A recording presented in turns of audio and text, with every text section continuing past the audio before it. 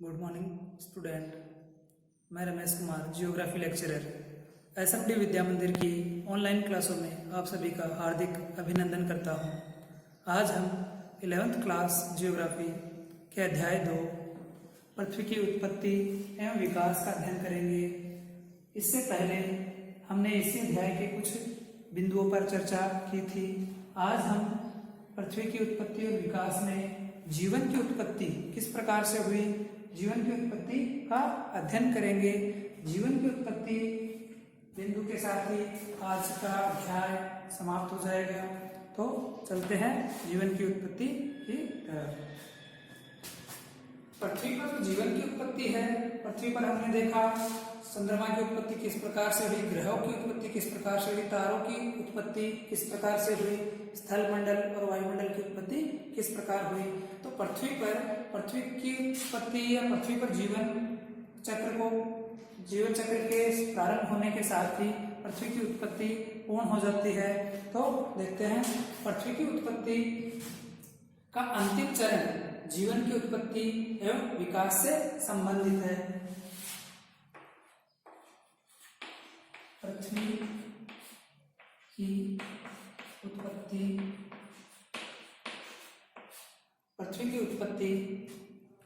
का अंतिम चरण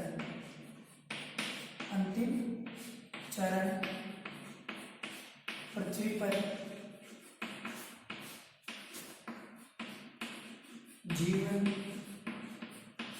की उत्पत्ति एवं विकास। पृथ्वी की उत्पत्ति का अंतिम चरण पृथ्वी पर जीवन की उत्पत्ति एवं विकास से संबंधित है।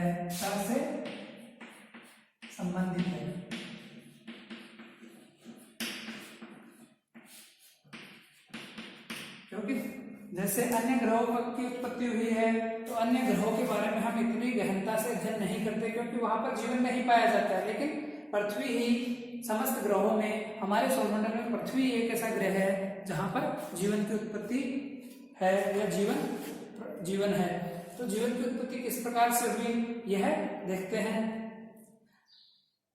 हम सभी ये जानते हैं कि जिस वक्त पृथ्वी का निर्माण हुआ, आरंभिक समय में पृथ्वी का जो वायुमंडल है वह जीवन के विकास के लिए बिल्कुल ही अनुकूल नहीं था, क्योंकि यहाँ पर पृथ्वी का तापमान अत्यधिक था। पृथ्वी एक गर्म ग्रह थी पृथ्वी के निर्माण के समय, और उसके बाद इसमें हीलियम व हाइड्रोजन जैसी गैसें मौजूद थी। लेकिन धीरे धीरे हम यह भी जानते हैं, सौर पवनों के प्रभाव से यह अप्रभावी या जो हीलियम और हाइड्रोजन गैसें है वह गैसें पृथ्वी सहित अन्य ग्रहों से दूर हो गई और धीरे धीरे बरसात हुई। बरसात होने के बाद महासागरों का निर्माण हुआ और उन महासागरों जल में ही जीवन की उत्पत्ति प्रारंभ हुई। तो दूसरा पॉइंट यह है, प्रारंभ में पृथ्वी का वातावरण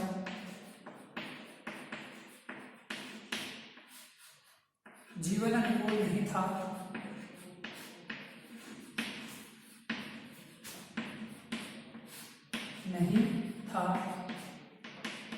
किंतु समय के साथ धीरे धीरे कुछ परिवर्तन हुए और पृथ्वी पर कुछ जीवन प्रारंभ हुआ।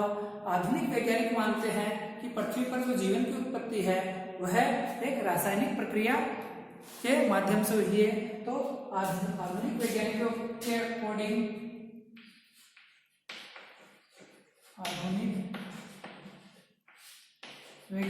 अकॉर्डिंग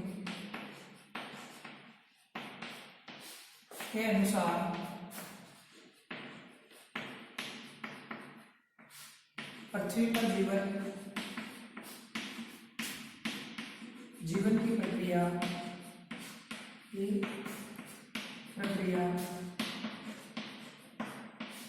एक रासायनिक अभिक्रिया थी।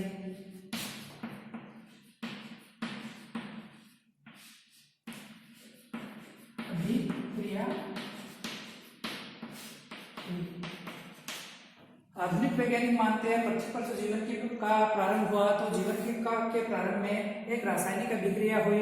उस रासायनिक अभिक्रिया या रासायनिक प्रतिक्रिया के माध्यम से पृथ्वी पर जीवन प्रारंभ हुआ और वह यह मानते हैं कि इस रासायनिक अभिक्रिया या रासायनिक प्रतिक्रिया के माध्यम से सबसे पहले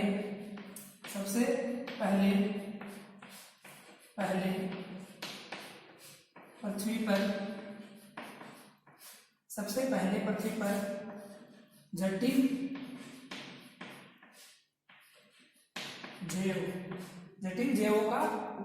जैव संरचना वाले या जटिल जैव जो अणु है, जटिल जैव अणु या कॉम्प्लेक्स ऑर्गेनिक मॉलिक्यूल्स है वह बने और उनका समूहन हुआ। तो यह जटिल जैव अणु बने और इनका समूहन हुआ,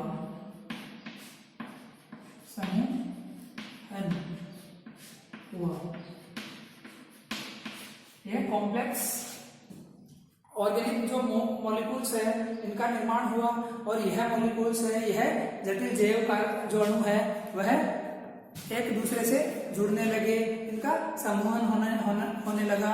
यह समूहन जो है इस जटिल जैव जो प्रथम जटिल जैव अणु बना इसकी एक खास विशेषता थी। एक तो ये जैसे ये जटिल जैव अणु है तो यह आपस में बॉन्ड होने लगा, समूहन करने लगा, समूहन करके एक अणु में तब्दील होने लगा। दूसरी इसकी एक विशेषता और थी, यह अपने आप को दोहराता था, यह अपनी अभिक्रिया अपनी प्रतिक्रिया को दोहराता था। एक अणु से दूसरा अणु, दूसरे अणु से तीसरा अणु, या ये दो अणु बन गए थे, इनसे दो और अणु। तो यह अपनी प्रतिक्रिया को, अपने निर्माण की जो क्रिया है उसको दोहराता था। इससे एक अणु बना, 1 से 2, 2 से 4, 4 से 8, इस तरह की इनकी संरचना क्रिएट होने लगी। यह अपने आप को दोहराता था, इनमें पुनः बनने की क्षमता थी। और इसी के साथ इनमें एक क्षमता और थी, यह किसी भी, ये जो अणु है यह किसी भी निर्जीव वस्तु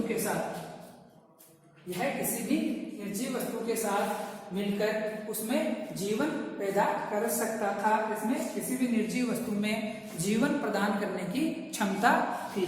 तो एक तो ये जटिल जैव अणु है, इनका समूहन हुआ। दूसरी बात ये थी कि यह अपनी संरचना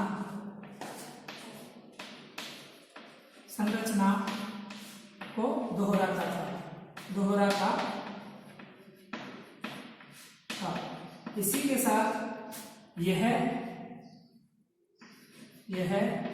निर्जीव वस्तुओं में जीवन डालने की क्षमता थी। इसमें निर्जीव वस्तुओं को वापस से जीवित पदार्थ में, जीवित तत्व में परिवर्तित करने की क्षमता थी। यह निर्जीव तत्वों में को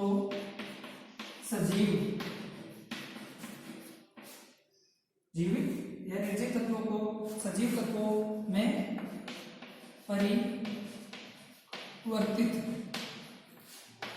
कर सकता था। तो इस तरह से पृथ्वी का आरंभ हुआ। जल महासागर बने, महासागर में जल बना और महासागर में जो जल था उस जल और वायुमंडल में जो गैसें थी उन गैसों के और मिट्टी के संयोग से एक रासायनिक प्रतिक्रिया हुई और उस रासायनिक प्रतिक्रिया के माध्यम से एक जटिल जैव अणु का निर्माण हुआ। और उस जटिल जैव अणु की विशेषता थी यह अपना समूहन करने लगा। दूसरी बात यह डबलिंग या अपनी संरचना को द्विगुणित करने लगा, द्विगुणित करने की क्षमता थी इसमें। इसी के साथ यह किसी भी निर्जीव वस्तु के साथ जुड़कर उसमें जीवन, उसको सजीव तत्वों में परिवर्तित करने की क्षमता रखता था। ये सारी चीजें, ये जटिल जैव अणु है, इनका जो प्रमाण है, इनका जो साक्ष्य है, हमारे जो प्राचीन जीवाश्म है, प्राचीन चट्टानें हैं, उन प्राचीन चट्टानों में जीवाश्म के रूप में यह सारे तत्व पाए गए हैं। तो प्राचीन चट्टानें जो है, चट्टानों में इन जीवों के जीवाश्म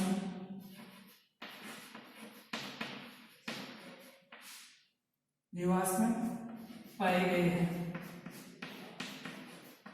और इन्हीं जीवाश्मों से लगभग 300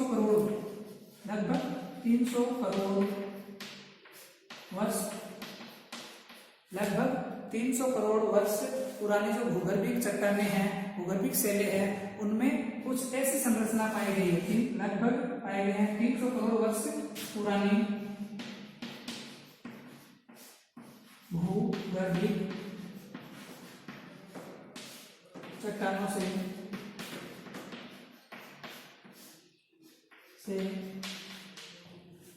लगभग 300 वर्ष पुराने, अलग अलग समय में बनने वाली 300 करोड़ साल पुराने जो भूगर्भिक शैलें हैं, उनमें ऐसी चट्टानों में से ऐसी सूक्ष्म संरचनाएं पाई गई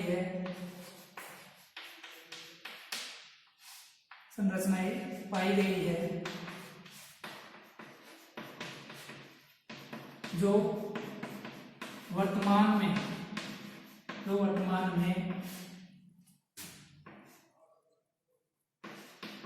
ब्लू ग्रीन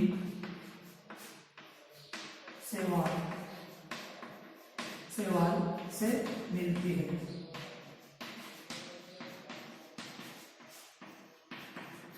वर्तमान में महासागरों में एक शैवाल पाया जाता है। शैवाल सभी जानते हो, जहां पर भी पानी इकट्ठा होता है वहां पर ग्रीन ग्रीन जो काई सी इकट्ठी हो जाती है, उसे हम शैवाल के नाम से जानते हैं। तो महासागरों में एक उस शैवाल की एक प्रजाति है ब्लू ग्रीन शैवाल, वह पाई जाती है।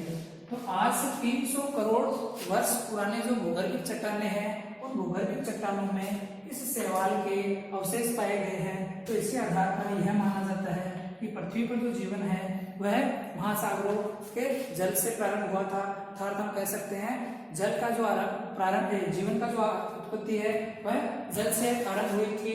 जल है, हवा है, मिट्टी है, इनके रासायनिक प्रतिक्रिया के माध्यम से सर्वप्रथम जो जीवन का अंश है वह महासागरों या जल में उत्पन्न हुआ था और वह सूक्ष्म जीव के रूप में संरचना पाई गई थी।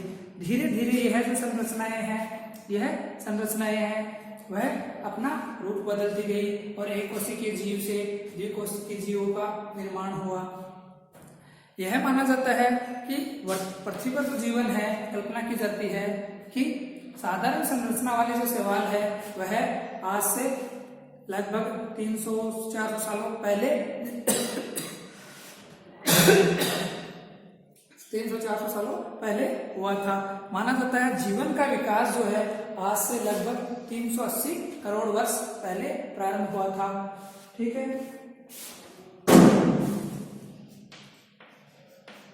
माना जाता है कि पृथ्वी पर जीवन आज से 380 करोड़ वर्ष पहले प्रारंभ हुआ।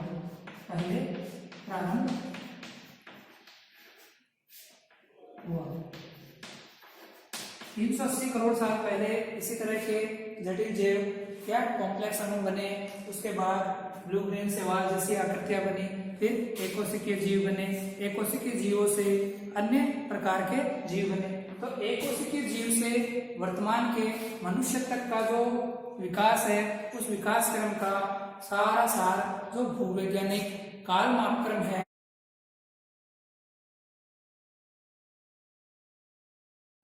भूवैज्ञानिक काल मापक्रम है, जो आपको लेसन के अंत में जो चार्ट दिखाया जाएगा, तो उस चार्ट के अकॉर्डिंग यह एक कोशिकीय जीव से वर्तमान मानवता की उत्पत्ति बताई गई है। ठीक है, तो इसी के साथ एक इम्पोर्टेंट चीज और है, पृथ्वी का जो संपूर्ण इतिहास है, पृथ्वी का जो संपूर्ण इतिहास है वो 4 महाकल्पों में बांटा जा सकता है, जिसके अंतिम 3 महाकल्प सिनोजोइक जो काल है, उस सिनोजोइक काल में मानव जैसे प्राणी की उत्पत्ति हुई और मानव का विकास हुआ, मानव ने पृथ्वी पर अपनी उपस्थिति दर्ज करवाई। धन्यवाद। आज के इस वीडियो में बस इतना ही, मिलते हैं अगली क्लास में। Thank you.